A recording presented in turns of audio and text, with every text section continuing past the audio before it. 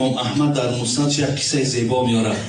میگه روز قیامت ببینین دو آدم میگه با یکدیگر بحث میشوند نزد خدا ده. میگه الله مهربان این آدم در دنیا مرا بسیار دقت دادگیه، این حقی مرا خوردگیه یا حقی مرا دادگی نیست. این آدم بسیار بقی کلام بود، این را گپ زد نمیشی. اکنون امروز جای آمده است که اینها هیچ وقت گپ زدن نمیتونن. قاضی اینها الله تو هستی.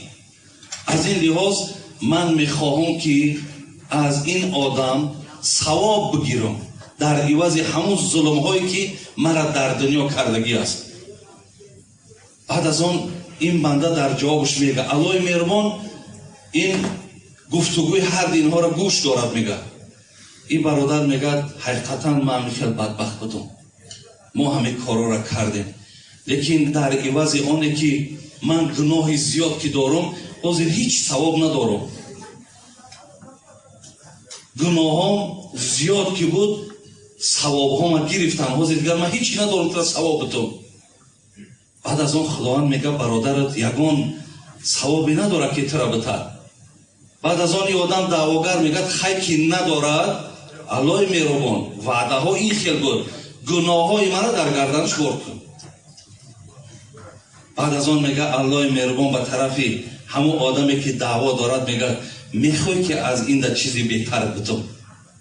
برادرها مهربانی الله را بینیم با بندگانش. میخوای از این در بهتر برای تو چیزی بتم. میگه چی است؟ میگه نگاه کن.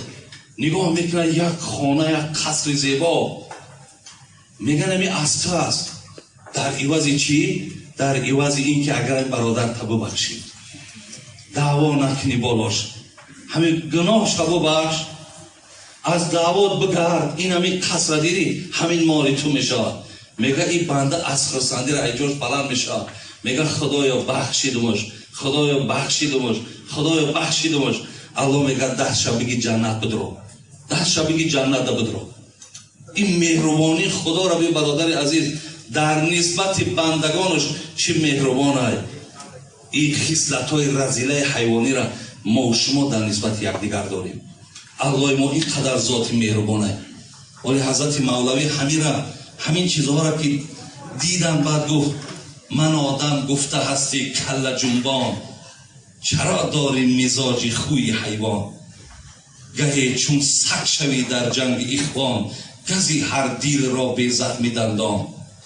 گهی سازی به هر کس خصلتی مار، دیهی هر مؤمن را سخت آزار. غمی اشکم خوری همچون بهاییم، نگردی سیر همچون گاو داییم. زی پرخوری است ناف و گردن و قفس، و شهوت رانی همچون خر به هر نفس. با وقتی خواب باشی خیف پرتاب، بینای عمر در صرفی خور و خواب. حضرت چقدر ما را ملامت میکند. افسوس میگه که همین نام آدمیه. اگر نه خصلت سگم داری، خصلت خرم داری، خصلت مارم داری، همه همین خصلت ها در تو جمع شدگی است.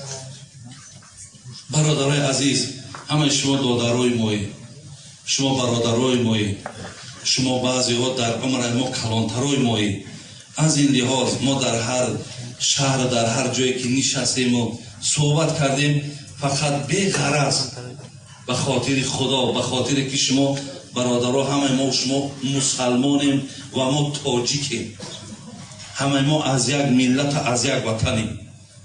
باید در نسبت یکدیگر بین چی عزیزای خدا با خدا. من حاضرم پیش در پیاله چایمون 3 ساعت برای شما با کمش 3 ساعت از تمام حدیث و آیت و قصه و هر یک مصرعی که هست برای شما صحبت کرده میتونم. ولی عزیزای خدا میگن یه نکته بس است اگر شعور است، ورنه چون چراغ پیشی کور است. برای آدمی با فهم همین یک اشارش انشاءالله برادر عزیز کفایت میکنه. در دام حدیث میره مکتوب کلتا گیرم